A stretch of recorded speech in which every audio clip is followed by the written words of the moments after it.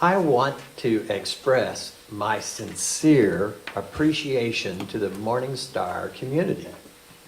I've known about this place for quite some time, and I've been a guest here several times as well, visiting your very famous speakers who come through from time to time. I never thought I would be standing in front of you at this microphone. You've had better speakers, trust me. But we all do what we do, right? I have really just loved what you stand for and what you do. You've been such a beacon of light in this community. And I'm very excited to share some of my ideas that I've been working on these past years. You have a person in your midst, Sacra, who is relentless at finding you speakers. Yes. And I tell you, she's a force of nature. Sacra, we're sorry that you can't be with us today because you haven't been feeling so well, but I feel such love for you going towards you from this group, and thank you for finding me and allowing me to be here. He's on the screen. Oh, look at her. All right, she's got a little wave going. Wave back, everybody.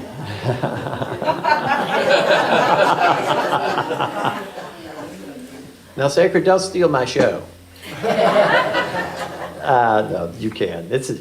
We love you. Thank you. And I want to thank Remy for running the computer over here. He is a computer scientist engineer, and we need a rocket scientist, a computer scientist is just doing everything here, and thank you for that. Well, let's begin with our presentation for today, and as you've seen, it's going to be called Quieting the Noise, Turning Your Heart, Tuning into Your Heart for a Life of Inner Peace. And I'm going to talk to you for just a moment about two passions that I have. Well, the idea is that, we'll just see if we can, let's see, it's gonna work for me? I can just hit it. All right, hit it. Okay. That's what we got. We're going to be having a thing back and forth here. Thank you, Remy, I appreciate that. I have two main areas of deep interest in life. The first one is personal growth and a desire to uncover life's deeper meanings. And this passion has led me to explore world religions, meditation, mysticism, and the study of the soul. And like a good professor, I've even written a book on the subject, and I have another one in mind, and it's based on some of the things that I'll be talking about today concerning what I call the way of the heart. For 5 years, I hosted a metaphysical-based podcast that amassed some 70,000 downloads before it concluded at the end of last year. And I managed a fairly comprehensive website devoted to these ideas for about 5 years as well. So I have a deep desire to study and understand the connection that we all have with the divine by way of our souls. And I believe it's probably the same for you here as well. Now, my second passion stems from my 40-plus years as a communication professor. Over a decade ago, I became deeply interested in conflict resolution and peacemaking. Something about it resonated with me. I mean, if you get beat up enough and cause enough pain and suffering, something like peacemaking sounds pretty good. And I was drawn into the idea of helping people overcome interpersonal conflict and unnecessary drama in their lives. And this led me to further study and mediation training and even writing my textbook, Peacemaking 101. And as was mentioned this morning, I'm beginning a Peaceful Living radio podcast in May, and I have a website called Peacemaking 101 that's still being developed, but there's quite a bit of things on there right now, and I encourage you all to go there just if there's something that might help you. Over time, I began to notice how these two important areas of interest were beginning to interconnect in my mind. I began to see that peace is not only vital for daily lives and relationships, but also a core element of the divine nature found in us all. When we discover and live out who we truly are, peace is an inevitable result. In my work as a professor, I study and teach techniques for mediation and peacemaking, but there are limits to what should be rightfully discussed in a classroom. And I don't often have an opportunity to discuss my personal beliefs that each of us have an inner longing maybe a yearning for what I believe is essentially a call from the universe or higher power that invites us to discover our true essence and be guided by its wisdom. So it's wonderful that I can do some of that today. For me, peace is not only how we cultivate our lives and interactions with others, but it's also the way we deepen our connection with the divine, or the all that is, as I call it. And as I've practiced what I've learned, I've experienced a greater sense of flourishing, and I've gained a deeper understanding of my true nature and what it means for my daily life. So my talk today, entitled Quieting the Noise, Turning Your Heart for a Life of Inner Peace, is an attempt to share a few of those insights. And while I could talk for hours about it, promise you I won't. I'll keep it concise. But I hope that what I share today will be familiar concepts, and I believe it is for you, but maybe phrased in a way that gives you language to talk about it to others differently. And my thoughts are based on years of personal exploration and meditation, but please know that I value your journey. I know it's unique. And except in the abstract, I have found no single truth. And we each must use our own light to discover what resonates most deeply. So now that I've given you a little background on me, let's do a preview of our lesson today. So we'll be talking about 4 simple concepts. And in a sentence, it would be the peace that we're seeking is attained as we embrace the concept of the day is the way, recognize our true essence, listen to the wisdom of our hearts, and align our actions accordingly. For those of you who like little models, here it is. That could be you, I don't know. I believe the way of the heart is rooted in peace, and that it naturally overflows as we discover who we are at our very core. As we listen for wisdom, and as we act on truth as best we can. And so the universe is going to bring us something every day, and I'd like to look at that a little more deeply. So my first principle is what I would call let go and let life flow, or the day is the way. Do any of you grapple with questions over the years like, what is my purpose? Why am I here? Am I on the right track? Am I off the track entirely? Well, of course, there's different philosophies and religions offering you various answers, but to me, the way of the heart approach suggests a very simple, simpler path. Surrendering to the flow of life. I call it the day is the way. I don't think you need to overthink it. All you have to do is just think of it like a trusty server who brings you food at your table. The universe is going to serve you a day, and it's going to bring it to you the moment you wake up. To change metaphors, imagine the universe or a higher power, whatever resonates with you, as the master architect of your day. And it's designed to bring you everything you need, perhaps a unique experience, a lesson, a challenge, an opportunity, and every one of them are designed to help you grow. Each person, place, thing, situation, challenge, or problem is given to you in love and as a gift. And I know that might be hard to accept, especially when you're going through a hard time. But here's the thing. I believe it's the beginning of peace in your life when you begin to believe in the goodness of the all that is, and that this wonderful being, divine blessing in your life is going to help you grow and has your best interest at heart and loves you. If you can see that as a good thing and not some sinister, cruel joke of the universe or cosmos, peace comes to you. So peace comes as you surrender to the day and allow the universe to have your back. But you have a choice to make. And the beauty is, what will you do? Will you face it with anger or sadness or joy or gladness? If you join me in believing that the all that is loves us very much and has our backs, why wouldn't you be excited for every day that comes your way? And every day you have a choice to make about who's going to be the beneficiary of your day. You can use the things that come your way to just satisfy yourself, your ego, and your personal gain and pleasure, or Maybe you can develop something in yourself, such as knowledge, skills, and creativity. Or you could use it to help others, to offer your talents and strengths and services. Or you could use it for relationships. One of the things I've learned in peacemaking is that peace comes when we have peaceful relationships. And to me, a relationship is this: I matter, you matter, but most of all, we matter. And as we put our attention on the we of a relationship, our lives fall into order if we're really doing what we can to make that a great relationship. And so I would encourage you to think of that as the beneficiary of your day. All the relationships you have, look for ways of including the divine into that relationship.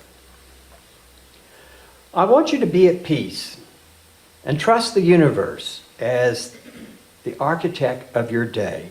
You don't have to do anything, but just say, what's coming today? Maybe it'll be a life of leisure where you'll just take a nice walk. Maybe it'll have a lot of challenges in it. Maybe there will be headaches in it. Embrace your day with confidence. But remember this, not everything in your day is meant to be won. Sometimes the universe wants to see what you're going to do when you're frustrated or defeated or don't get your way. Sometimes it's not in your best interest to get your way, but it's still all for your good. Trust in the day and let it have its way. For those of you who like to read more about this, I would encourage you to read any book by Michael Singer, wonderful author. He's developed this philosophy and loads more. Let's go to our next slide. And it's our second principle, which is knowing yourself, discovering the truth of who you are. There's an old philosopher. This is the best I could do with AI right here. Does that look old enough for you and wise enough? The Greeks said, know yourself. When I was in a fraternity back in the day, that was our motto. Know thyself, brother. And none of us did. We were trying to know lots of other things, but we did not make it to that part. What was the problem? Well, we were all caught into our ego. And our ego is sort of a source of delusion. My little graphic up here is trying to show you a couple of things. Most of us are led by our passions and our ego and our reason and our ways of doing things. And what we're really trying to do is flip that.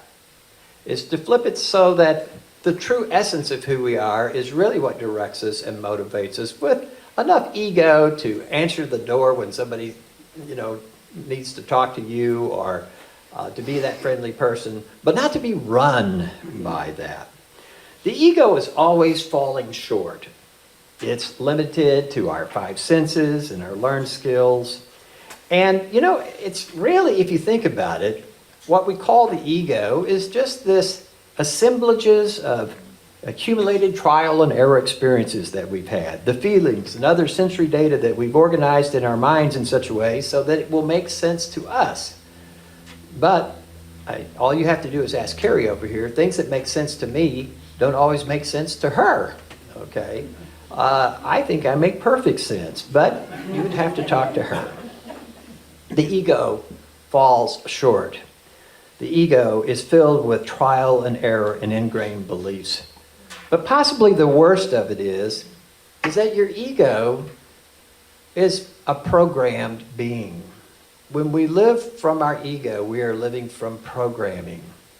And there's so many things out there to program us, and I've been programmed by the best, I'm telling you. Religion, education, white privileged male. I'm the perfect example of that, right? I'm an old white guy with, college professor. I just fall into all those little boxes, right? Totally programmed, and you do too. And you're you may not realize it, but all of us have so many of these things that we've come to just take for granted. We were taught how to act, how to look, how to dress, how to think. We were taught what was good, bad, right, and wrong. We were taught who's in, who's out, who's important, who's not. Our ego is very good at judging and blaming and shaming, and criticizing. our ego is good at comparing and saying, that person's not as good as you, or you're better than that person, or you're not as good as that person. The ego is relentless. In short, the ego is a sense of delusion that hinders us from seeing ourselves as we should. The ego won't bring you peace. In fact, all it's going to do is make your relationships more difficult. If you want to have a bad relationship, just bring an ego in. It needs validation all the time. It needs people to tell you how great you are. And if people won't tell you, then it will start telling others for you. It's filled with conflict and drama. And I know a lot about that, both personally and also just having studied it so deeply. And it creates a sense of what I would call inner emptiness, stress, anxiety, and so forth. But I think there's a better way, and that is the path of what I call discovery, true discovery. The know thyself principle urges us to look beyond our ego and discover our true selves.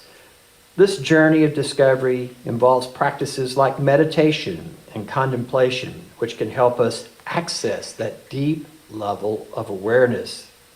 And this deeper awareness allows us to recognize that we're more than just our physical bodies and conditioned minds. We're spiritual beings with a broader connection to the universe. And it's the path of the heart. What I want us to do is to awaken.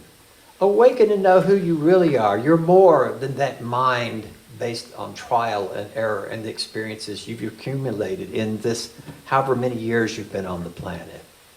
You're so much more than that. You're so much deeper than that. Through meditation and reflection, you'll discover a whole new perspective on yourself. And you may shift from seeing yourself as solely physical to being a spiritual being. Think about this. We all share one sky, one atmosphere, and one planet. We understand that harming these shared resources hurts everyone. But the same principle extends beyond the physical world. Everything from the tiniest atom to the vast cosmos is intricately related.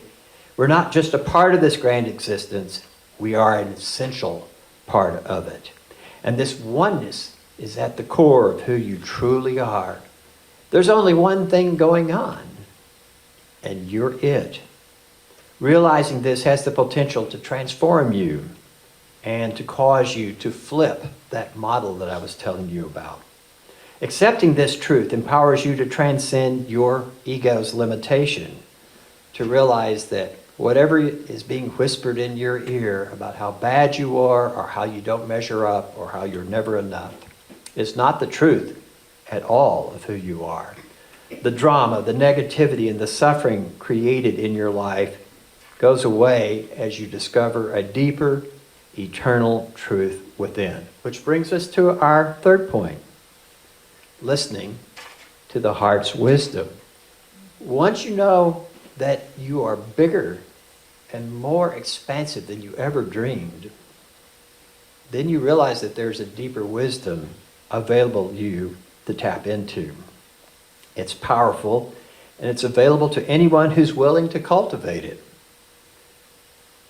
So there's no need for you to take drastic measures. All you have to do is just start with your meditation, reflection, walks in nature, journaling, or simply taking the time for daily introspection.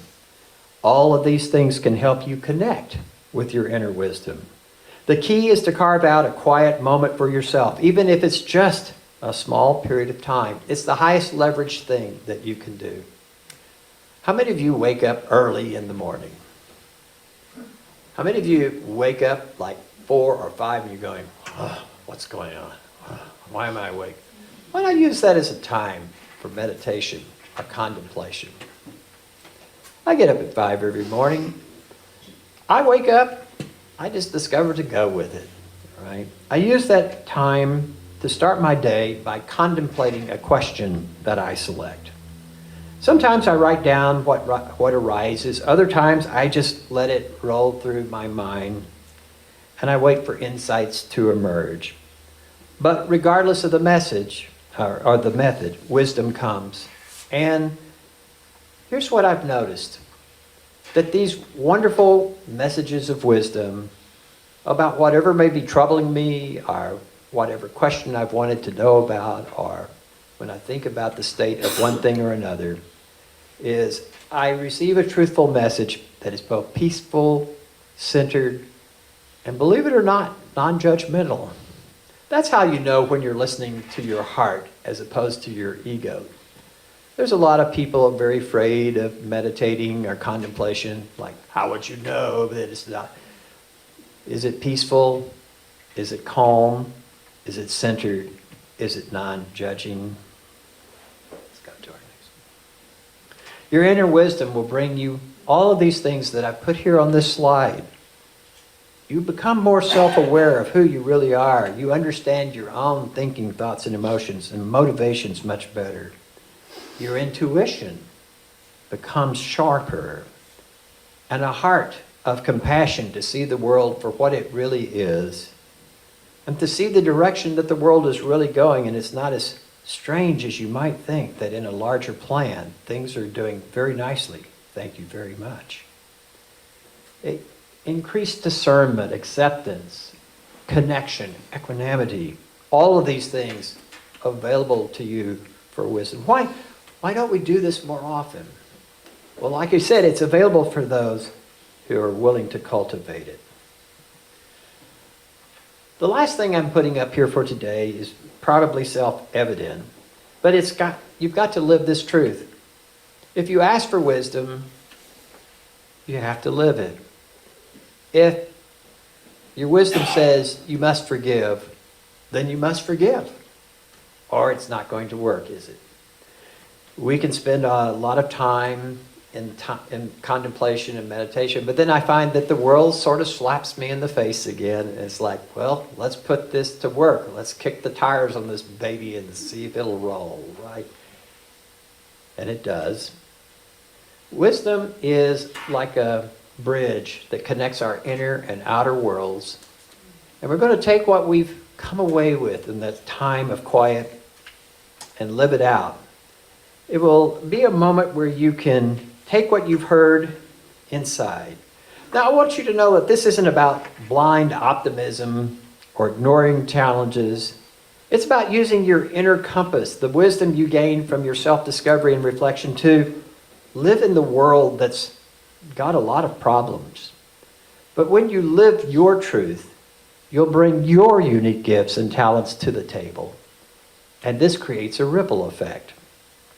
Imagine if everyone in this room and other countless individuals, just empowered by nothing more than the divine heart's wisdom, acting with integrity and compassion, rippling out in this community. It has the power to not only transform your life, but everybody else's around you as well. So living your truth isn't a one-time act. It's a continuous thing that you're going to be doing. It changes daily according to the lessons that the day is the way is going to bring you. This morning, I want to leave you with a powerful invitation. The universe invites all of those seeking peace of mind and a life of serenity to turn inward to the wisdom of your heart. Within it is a deep well of peace, understanding, and guidance waiting to be discovered. Perhaps you felt these stirrings, this yearning for a deeper connection with yourself and something greater. That's the call of the universe for you, a plan for each of us, a unique path towards fulfillment. And it's time for us to quiet that ego's chaotic noise and embrace the inner sanctuary that awaits you. So we're not going to shut out the world. Instead, we're going to cultivate peace in the world, a peace that allows you to share your light and make the world a lighter, brighter, illuminating place. May we all have peace. I wish you all good things.